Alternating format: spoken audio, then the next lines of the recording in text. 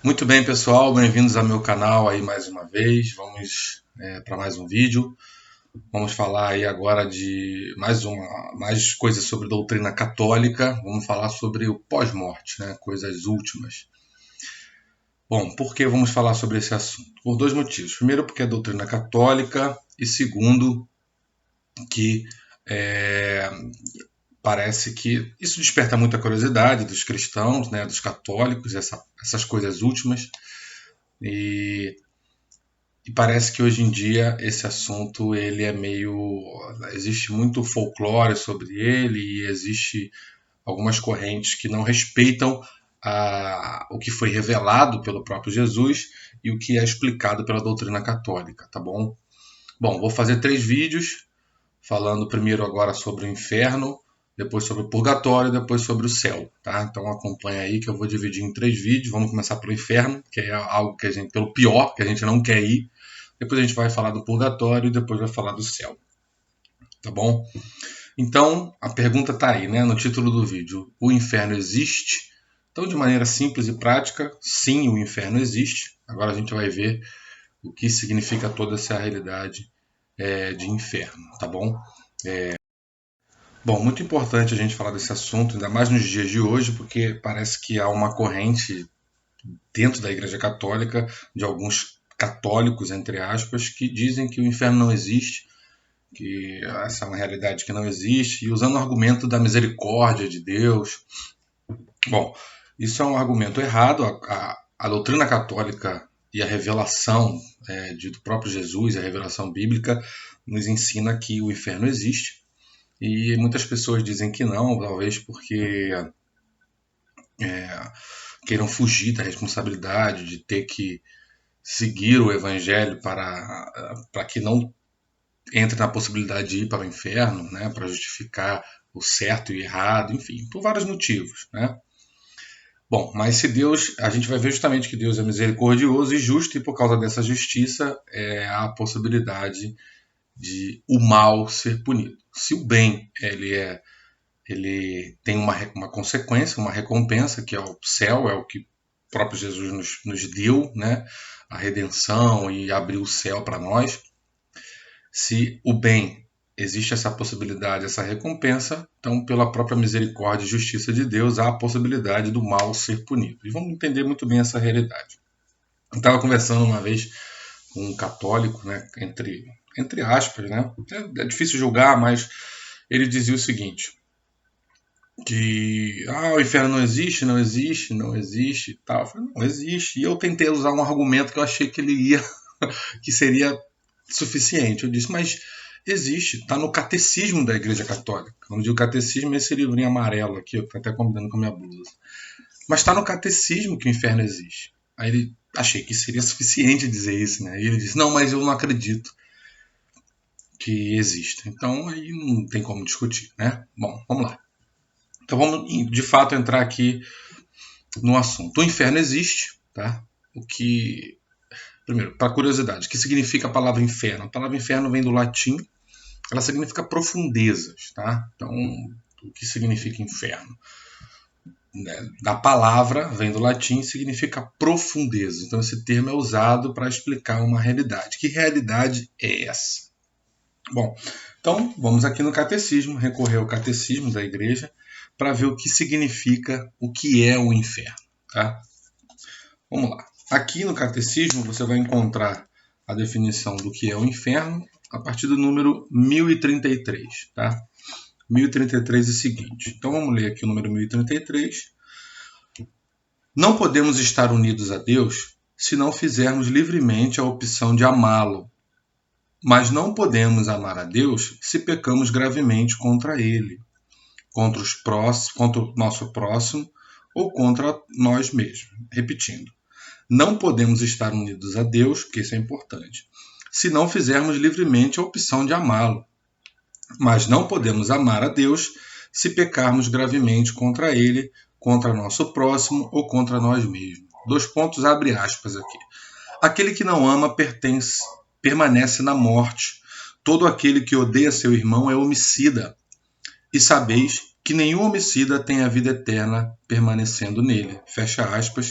Isso é uma citação da Bíblia, primeira carta de São João, capítulo 3, versículos de 14 a 15.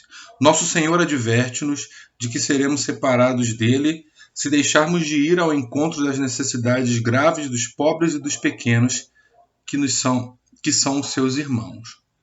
Morrer em pecado mortal, sem ter se arrependido dele e sem acolher o amor e a misericórdia de Deus, significa ficar separado do Todo-Poderoso para sempre, por nossa própria opção livre. E é esse estado de autoexclusão definitiva da comunhão com Deus e com os bem-aventurados que se define com a palavra inferno. Repetindo essa última frase. É este estado de autoexclusão definitiva da comunhão com Deus e com os bem-aventurados que se designa com a palavra inferno. Tá? Vamos seguir aqui mais um parágrafo. Vou pular o 1034, que eu vou falar um pouco mais à frente sobre ele. Vamos para o 1035.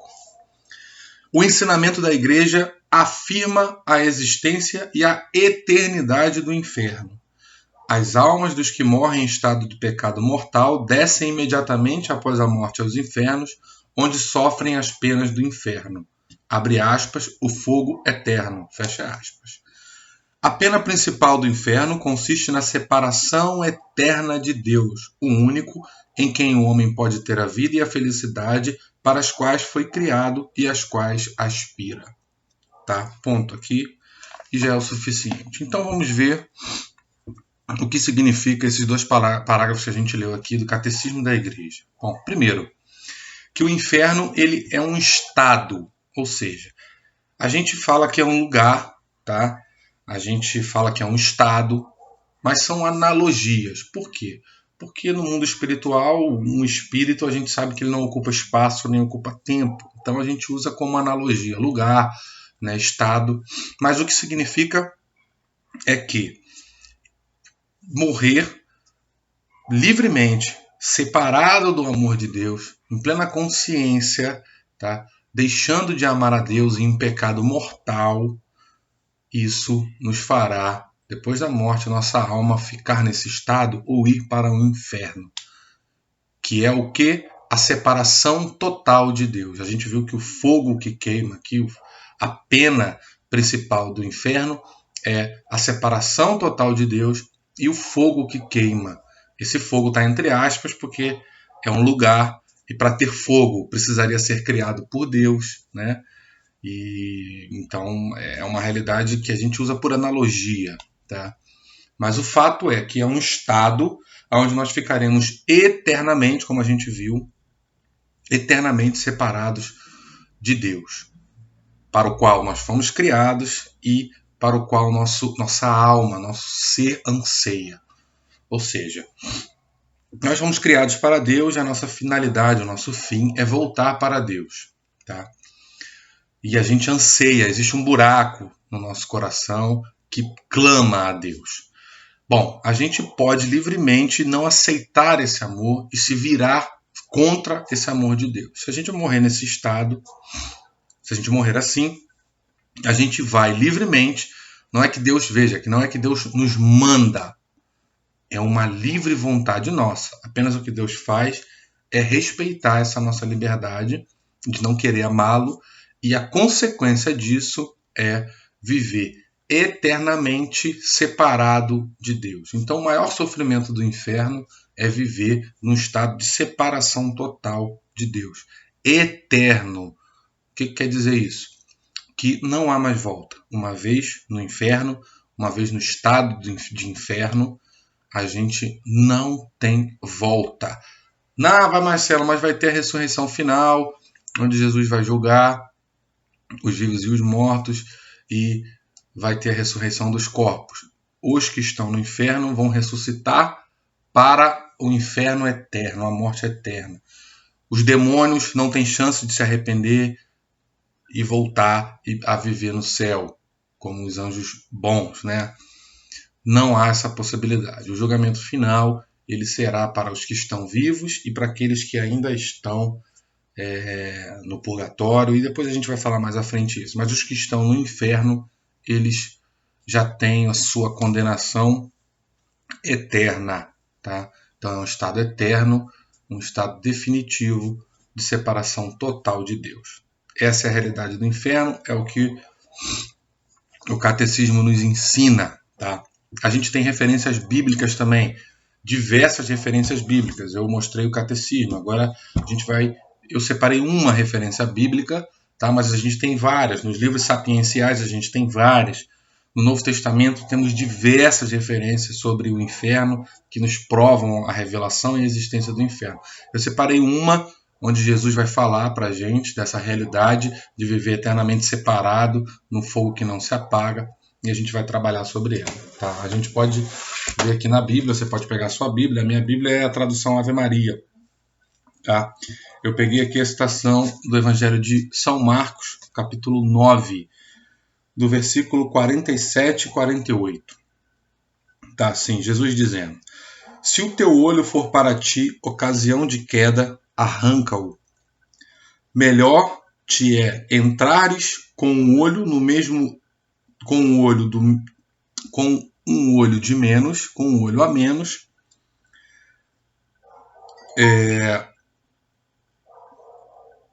vou refazer aqui. Se o teu olho for para ti ocasião de queda, arranca-o. Melhor te é entrares com um olho de menos no reino de Deus do que ter 2 olhos e seres lançados à geena do fogo, onde o seu verme não morre e o fogo não se apaga. Então a gente vê aqui o seguinte, que por livre e espontânea vontade, né, é o pecado, é o nosso pecado que Jesus está dizendo, que nos leva a viver aqui na figura dos 2 olhos, né? Se um olho está levando a pecar, mas vale entrar com um olho só no reino do céu, do que deixar o pecado levar para a geena, onde o verme não morre e o fogo não se apaga. Ou seja, livremente a gente vai para esse lugar que Jesus chama de geena e é eterno, porque esse fogo não se apaga. Tá? Vale falar aqui o que é geena, né? Vale a gente perder um pouquinho de tempo aqui. Que analogia é essa para a gente entender o que Jesus quer dizer, o peso que Jesus quer colocar nessa realidade do inferno. Perdão. Geena era um lugar, né? Era um vale onde está ali mais ou menos pelo sul de Jerusalém, que era conhecido, era um lixão, né? Ele era um lixão na época de Jesus, ele era um lixão onde se incinerava todo aquele lixo que era jogado ali, um lixão como a gente conhece hoje, né? E parece que era usado enxofre para que o fogo não se apagasse, para ficar aquele fogo ali, para que as pessoas pudessem incinerar todo o lixo ali, né? O nome é conhecido como Vale de Rinom, tá? Deixa eu só tirar um negócio aqui do computador. Vale de Rinom. Era conhecido como Vale de Rinom, esse local onde foi feito um lixão. Que local era esse, né? Teve uma época que alguns reis de Israel, eles começaram a adorar outros deuses, né? A deuses pagãos. Tá? E um desses deuses em especial era o deus Moloque, onde se fazia sacrifícios humanos e inclusive de crianças. E era nesse local onde era esse vale de Rinom, conhecido como Geena na época de Jesus. Então, na época dos reis, nesse local se fazia sacrifício, existia um lugar lá onde se queimava seres humanos, pessoas e até crianças para sacrifício a esses deuses, inclusive ali o principal era o deus Moloque. Tá? Então esse lugar é um lugar que ficou realmente conhecido como um lugar amaldiçoado, né? Um lugar ali pelos judeus que os judeus tinham aversão e transformaram aquilo ali num lixão, onde era jogado lixo, naquele vale ali, tá? Então aquilo ali não servia mais para nada para os judeus a não ser para jogar o lixo, tá? Então é um local onde era cultuado outros deuses e feito sacrifício de homens e até crianças, né? Então aquele lugar ali realmente era amaldiçoado, se não amaldiçoado, mas pelo menos quem gerenciava ali com certeza era o demônio que gerenciava aquele local ali no sacrifício de seres, levando as pessoas a sacrificar seres humanos e até crianças. Então, Geena, né, veja que Jesus está falando para aquelas pessoas que conheciam aquele lugar, sabiam do histórico daquele lugar, e aquele lugar ali era feito para jogar o lixo. Então, Jesus dá a Geena, dá o exemplo da Geena, né, daquele local, daquele lixão, para as pessoas que morrerem em pecado, que elas seriam jogadas lá, ou seja, como é forte isso, né? Seriam jogadas no local do lixo, no local de depravação, no local amaldiçoado. Então Jesus usa essa analogia pesada, fortíssima, dizendo que quem tivesse com um olho que levasse a pecar, era melhor que tirasse, senão seria jogado na geena. Então, como Jesus fazia várias analogias, ele vai usar essa analogia pesadíssima, podemos dizer assim, para falar sobre o inferno, né? Sobre a condenação eterna. Então vê que para quem estava ali, para quem estava entendendo daquele contexto, né? Aquilo ali pesava, né? Então temos aqui uma passagem bíblica para mostrar também, e dentre tantas outras, a existência do inferno, tá? Bom, então a gente já viu que o inferno existe e há a possibilidade da gente ir para o inferno. Tá, mas vamos lá. Tem algumas perguntas aqui. Quem criou o inferno? Deus criou o inferno? O inferno sempre existiu? Bom, não foi Deus que criou o inferno. Tá? Então, o inferno passou a existir no momento em que os anjos, o demônio, né, e os anjos que o acompanharam, pecaram, se viraram contra Deus. Tá? Então, a partir desse momento, eles criaram essa realidade de separação eterna, tá? Aonde eles estão eternamente nesse fogo que não se apaga. Então, o inferno não existia, não foi Deus que criou. Essa realidade de separação eterna foi criada primeiramente por Lúcifer e os outros anjos decaídos, os outros demônios que estão com ele. Tá? Então o inferno existe, não está vazio, primeiro porque os demônios já estão lá. Claro que tudo lá, falando de lugar, é uma analogia que a gente usa, que é o que cabe na nossa cabeça, mas essa realidade ela foi criada pelo demônio. Tá? Bom, há a possibilidade, vários santos afirmam isso, que o inferno não está vazio, infelizmente. Existem almas lá, além dos demônios, existem almas de pessoas lá.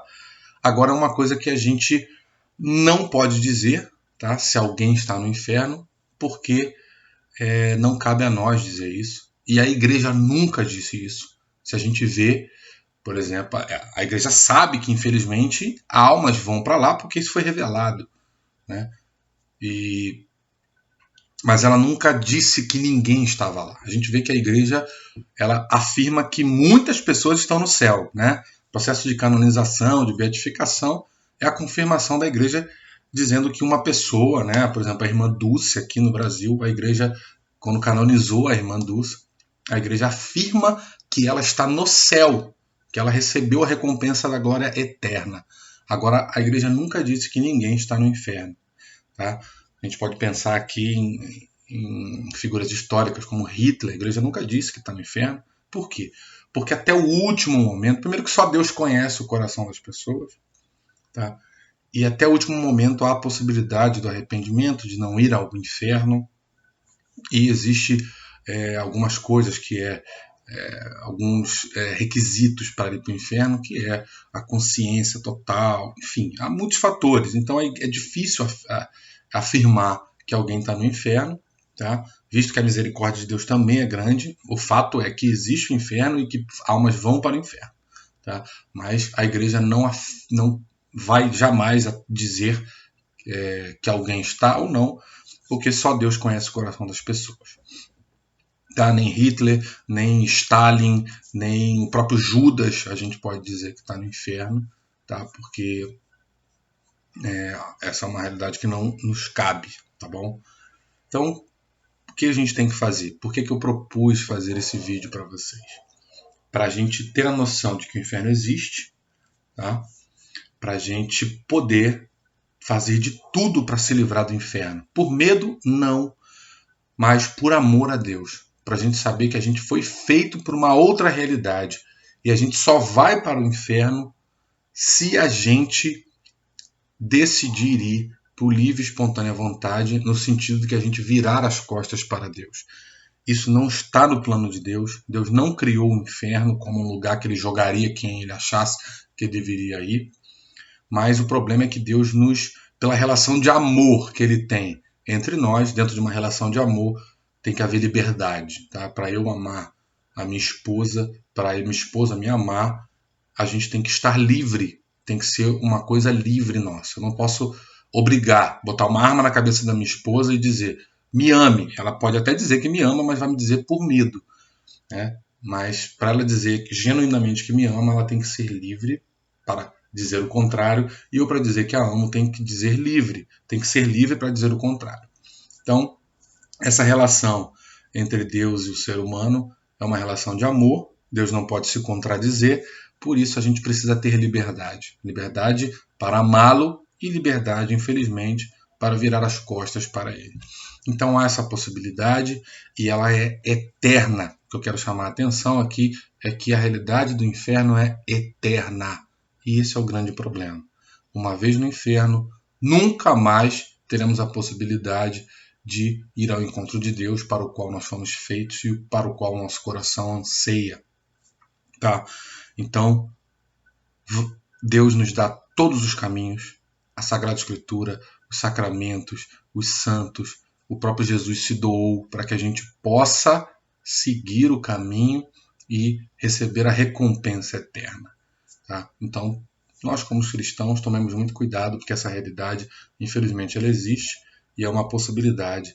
E que Deus nos abençoe para que a gente fique distante dela e vá, se possível, não passar nem pelo purgatório, direto para o céu, tá? Para a felicidade eterna. Tá bom? Tá aí. Se quiser deixar comentário, dúvida, fique à vontade.